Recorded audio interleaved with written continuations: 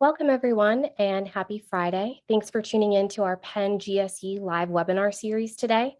The Penn GSE live series is hosted by the Penn GSE Center for Professional Learning.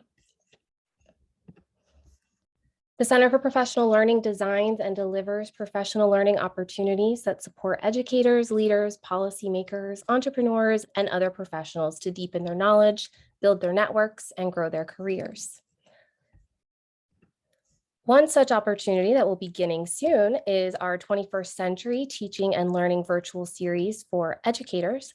This series covers a variety of topics and strategies to help you become a more thoughtful and innovative teacher, such as teaching with simulations and backwards planning for social emotional learning.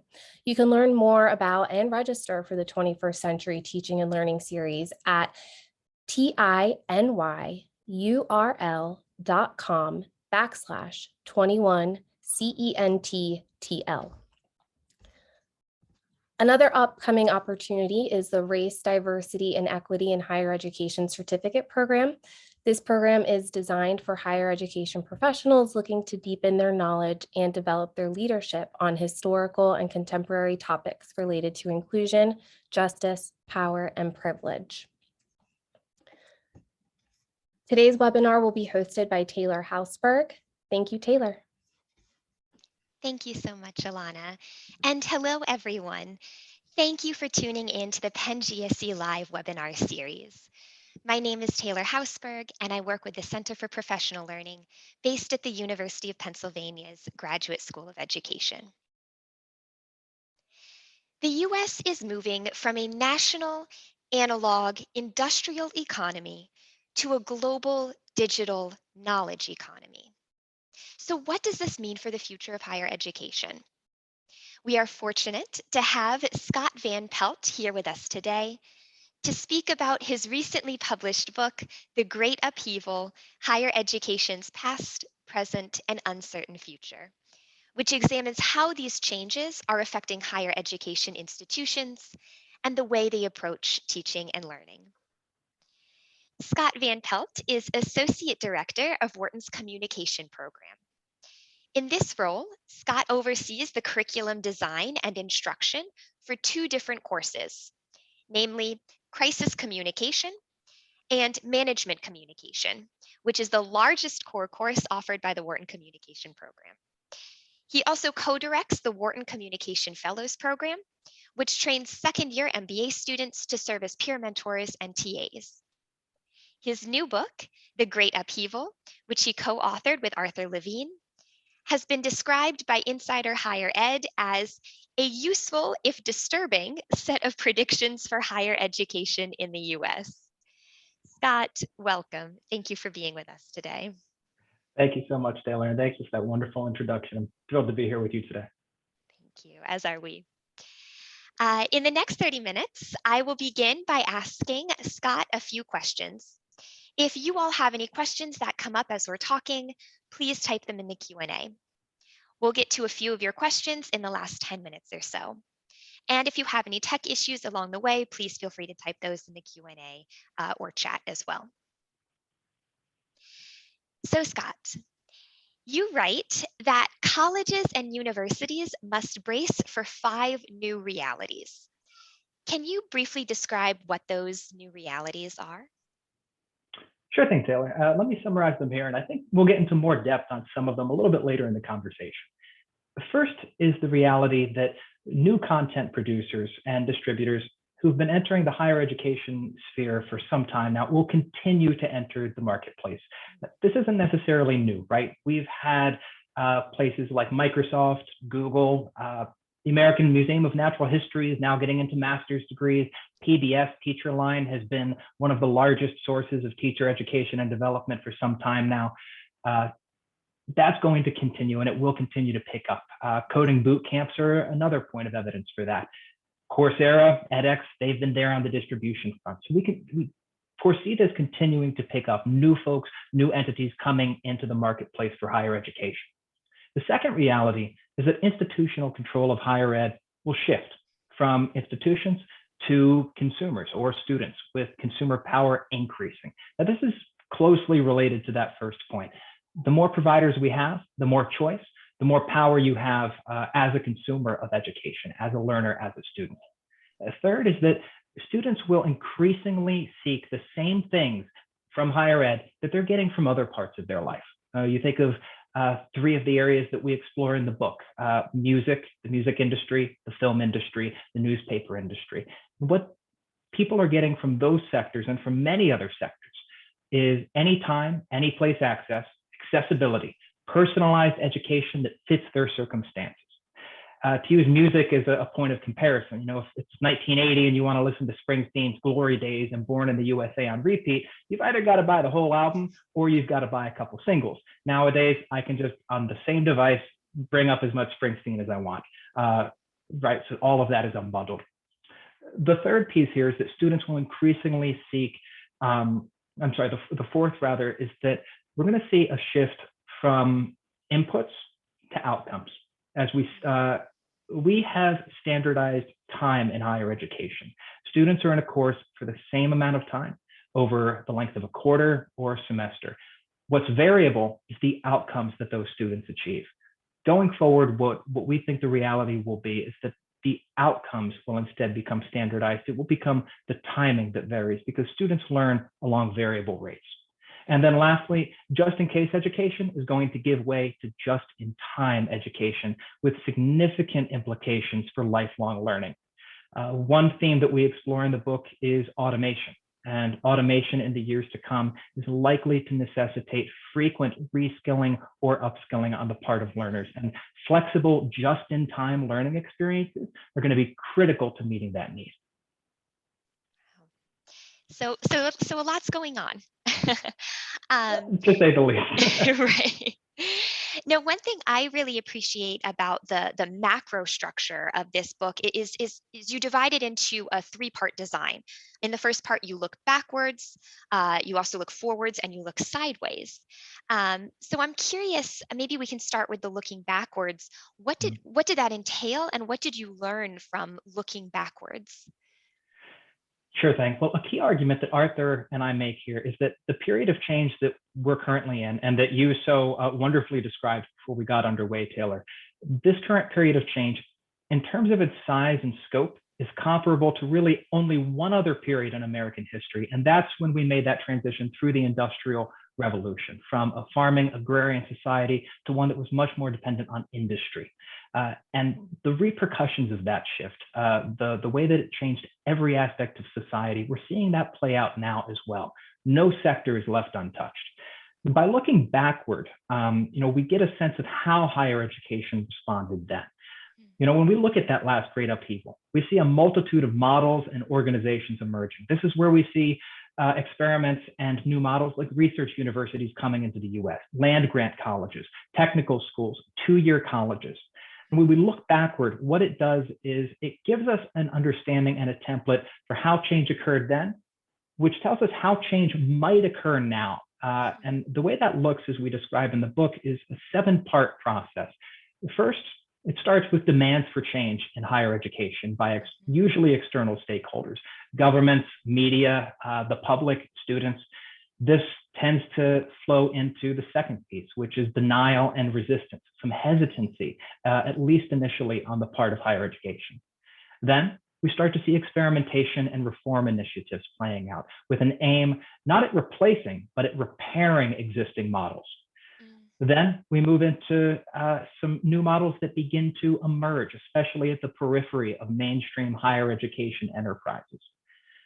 These models then begin to diffuse through other parts of the organization, through other organizations, until eventually we see practices and policies begin to see some degree of standardization. And then finally, once you've seen that standardization, this is where we start to see models scale up, the most successful models scaling up, and you're left with a new changed landscape of higher ed. And right now, we're kind of early on in that process. We've been hearing demand for change for many, many years now, but it's reached a crescendo in many, many ways. We've heard the denial, we've heard the resistance, and we've started to see experimentation in many ways. Where I think we are now, so we're seeing new models emerge, especially at the periphery of mainstream higher ed enterprises. We're not yet at the point where we're seeing standardization. There's nothing to standardize quite yet. So we're still rather early on. These are phases that don't occur overnight. They take place typically over spans of years. Yeah, yeah. Um, and in looking sideways, you spoke to this already a bit, but you looked at three other industries. You named them earlier, the music, the film, and the newspaper industries. And you looked at disruptions that these industries have faced and changes that they have made in response. So I'm curious, why these particular industries? Why did you choose to look at music, film, and newspaper? What does that have to do with higher education? And what did you learn about higher ed from looking sideways at these other industries? And it's interesting because we actually started off looking at a lot of different sectors, and it was really these three that we settled on. We also looked at sectors like retail and the medical sector as well. And it's not to say that the findings and the realities that we settled on were not playing out there as well. They were. It's just that when we were looking for the ones that mapped most readily onto higher education, the ones that were most easy to extract and map onto that domain, it was these other organizations that have a similarity to higher ed. And it's that there's a knowledge creation piece. There is the generation of new knowledge, new ideas, and new experiences. All of those three industries are really centered around content creation and content distribution. And it would certainly not saying that that is the only part of higher ed or even the core of higher ed, but there is a piece of higher ed that is about the creation of new content, the creation of new knowledge, and how that knowledge is disseminated. And so by looking at those three industries and what they had experienced over the past 20, 30 years especially, we were able to see things that mapped rather readily into higher ed. So this is where we get those themes of wanting, consumers wanting anytime, any place access, wanting a greater degree of personalization, wanting things to be unbundled. I don't want the whole album. I want individual tracks. I want to be able to listen to it whenever I want, wherever I want. And if we take that and we apply it to higher ed, we see some interesting parallels. And that's why we focused on those three in the book. I would just really appreciate in listening to you, Scott, how deeply you've contextualized this change that's happening in higher ed by looking at the history of higher education, by looking at other current trends around us. I mean, it's just so rich in your analysis of what's going on. Thank you. You mentioned in the preface of your book that it reports on research findings, and not all of these findings were to your liking. So I am curious, what feels the most disappointing, and what feels, on the flip side, the most hopeful? Arthur and I are both products of traditional higher education. So we didn't write this book being acolytes of, to use a Clay Christensen quote, we didn't come here as acolytes of disruptive innovation or anything like that. It's, in that regard, it's a piece of analysis rather than a piece of advocacy, which makes it unique, I think. There are parts of the traditional education landscape for me personally, particularly in the liberal arts, that I feel have tremendous value. And when we consider a future where many of those institutions might face pressures to close or merge or become extinct, we don't do so with any sense of joy. But it's important to keep in mind, I think, that Halcyon view, that idyllic view of higher education, it's never been universally experienced, right? It's never been universally true for all learners. The reality of higher education today is one in which many learners, especially from traditionally underrepresented backgrounds, are shackled with life-altering debt. They're entering uncertain job markets, and they're not necessarily seeing how the education that they experience has prepared them either for meaningful participation in democratic society or meaningful participation in the labor market. So that all factors into this. Now, what I'm most hopeful about, going back to one of the new realities that we described, is this idea of shifting toward outcomes in higher education. Not just the creation of those outcomes, but how they're measured, how they're achieved, and in particular, how they're represented. When students graduate today, they get very little of use that tells other stakeholders about the learning that they actually received or what they can do or demonstrate. When you think about, there's a Kevin Carey article from 7 years back or so, where he describes the college diploma as having roughly the same amount of information that prisoners of war are required to divulge under the Geneva Convention. And similar with transcripts, it's a mess of abbreviations and titles being cut short and letter grades that don't actually tell you all that much about the outcomes that students realized or what they can do. So the opportunity here, and what I'm most hopeful about, is that we can create new models that emphasize outcomes, not just in the learning experience, but in how those outcomes are credentialed and represented and communicated. I think that gives a lot more power to the learner. So, like you, Scott, and like Arthur, I admit that I too am a product of a very traditional higher education experience.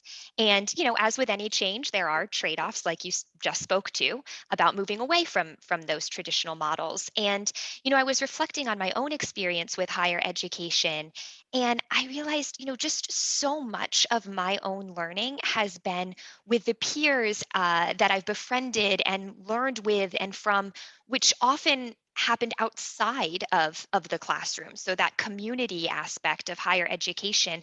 And I'm envisioning this new potential model or models for higher education, which are time independent and digital and individualized. And I'm just curious, where does community fit into to these fit into this shift? Is that something you see as changing as well as just another trade-off to some of the advantages that we'll see as this shift happens?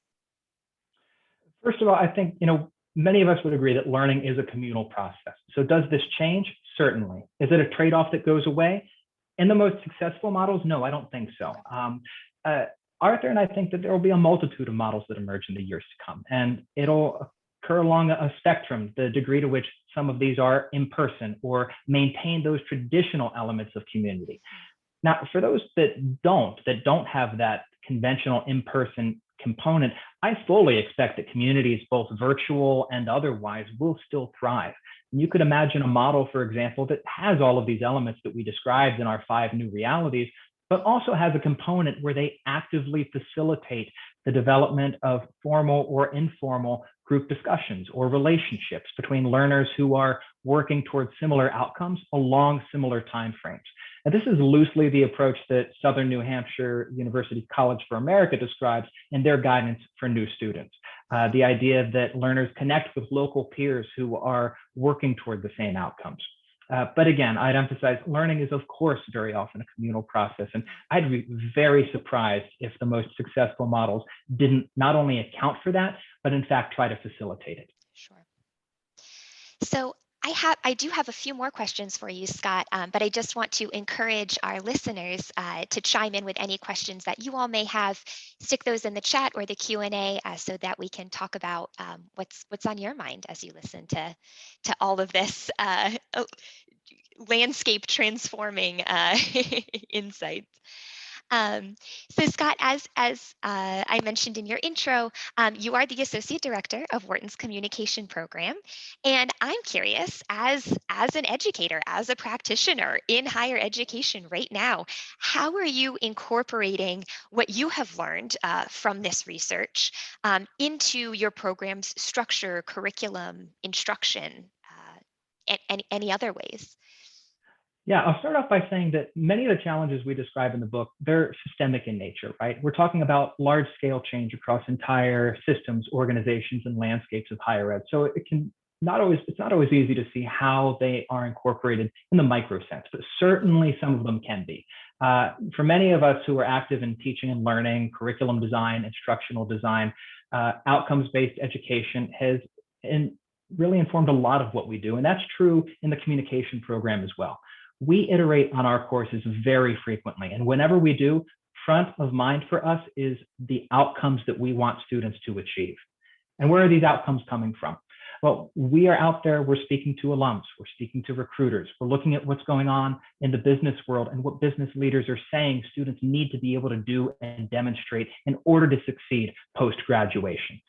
And not only the creation of those outcomes, but also how we measure them and how we communicate them to students. So all of that factors into our curriculum design process. One thing I'll say here as well is that it's easy to hear all of this and think that it sounds strictly vocational in nature.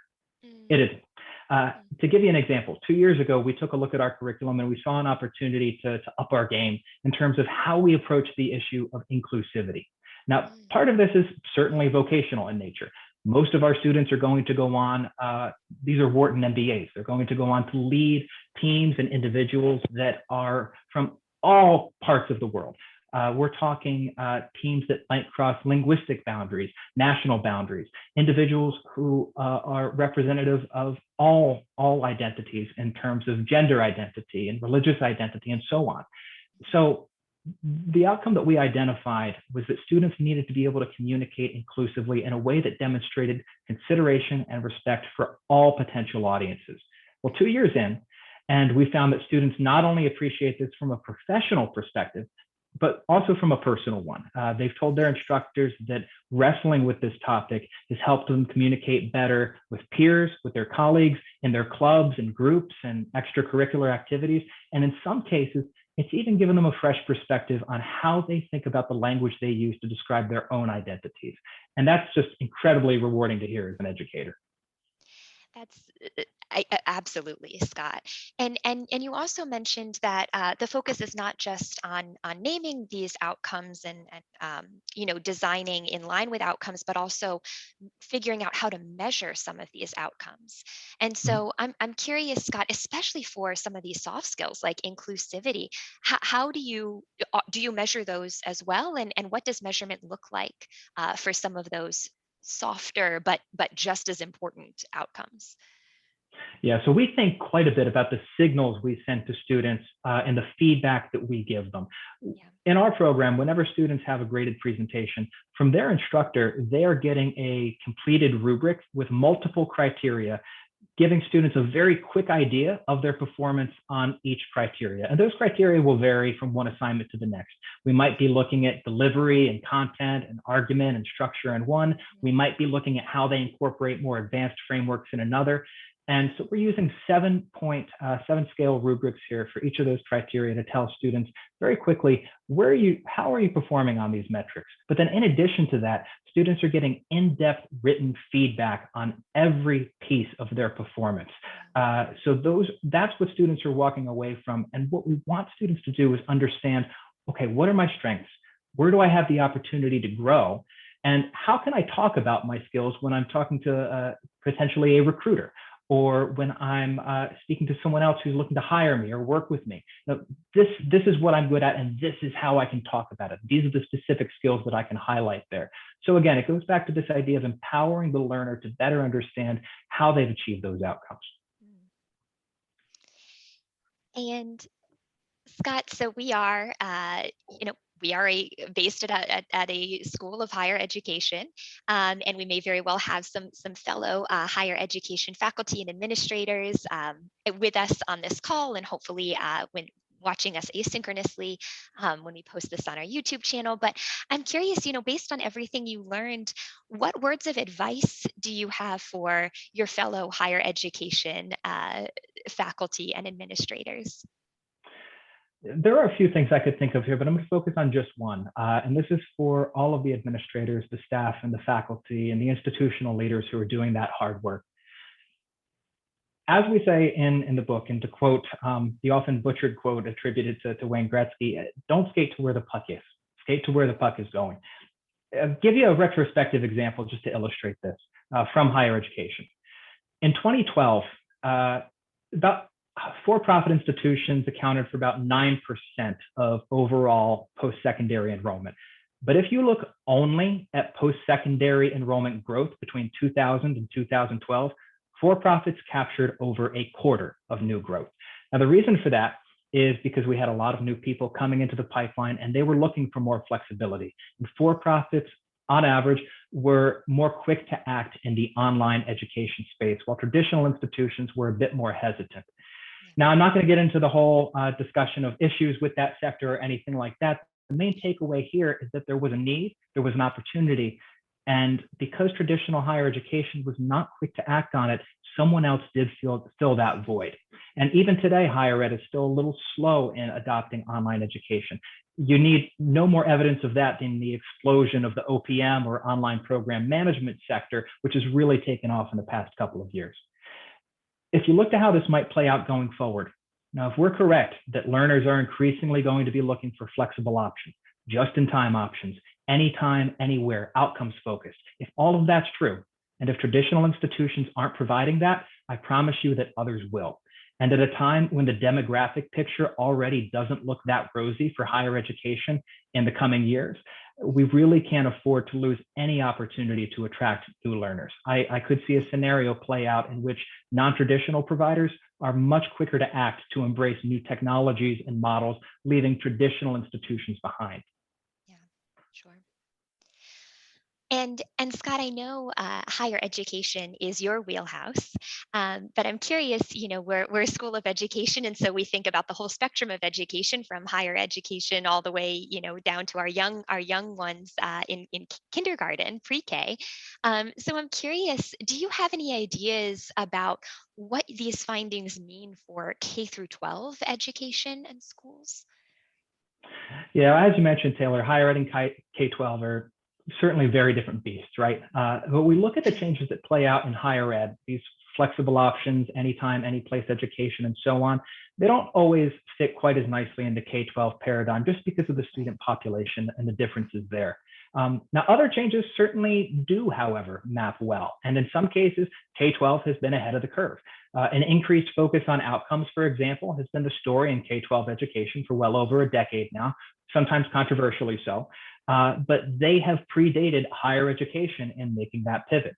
I think another interesting way of thinking about this question, though, is how does K-12 education and how do the students in that group respond when higher education begins to change?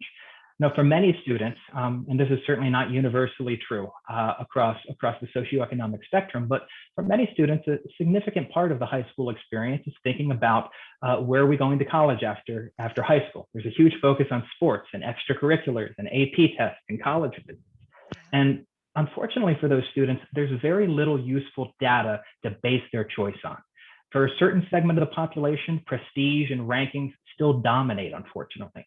But if we eventually see models of higher ed that emphasize achievement of outcomes, and if we have data on which programs are more successful in helping students reach those outcomes, then maybe this is overly hopeful thinking, we'd see more of a focus on educational quality, actual learning, actual achievement of outcomes by those students when they're trying to decide what happens next and how do I prepare for it in high school. Well, a lot of changes coming our way, no matter where you are in the education world. But Scott, thank you so much for your research in this really important field. Thank you for your time.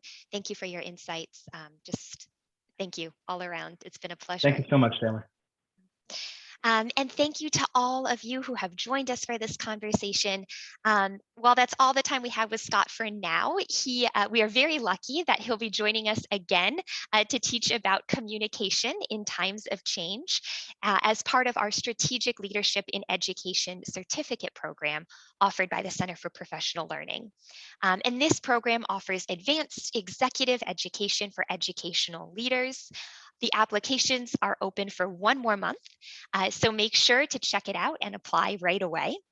You can learn more about the Strategic Leadership in Education program at www.gsc.upenn.edu/leadership-certificate. Again, thank you, Scott, for joining us. Thank you to all of you who joined us today. We hope to see you again, either at a future webinar or a future program, and you can check out all of the programs that we have to offer at our website, gsc.upenn.edu/academics/professional-learning. We also love to hear what you think. So we have a very short feedback form that we would love your input on. The link is on this slide, and we will also email it to you in a follow-up email. And with that, happy Friday, and we hope to see you again soon. Thanks, Scott.